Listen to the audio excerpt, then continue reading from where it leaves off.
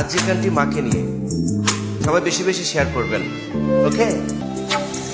মাগো তোমার লাগিয়া দেখি সুন্দর দুনিয়া, তুমি মাগো সবারই সেরা।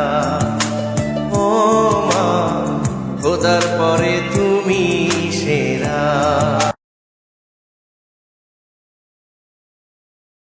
এই পৃথিবীর মানুষ মাগো বড়ই স্বার্থপর, স্বার্থের জন্য ভাঙতে পারে মানুষেরই অন্তর।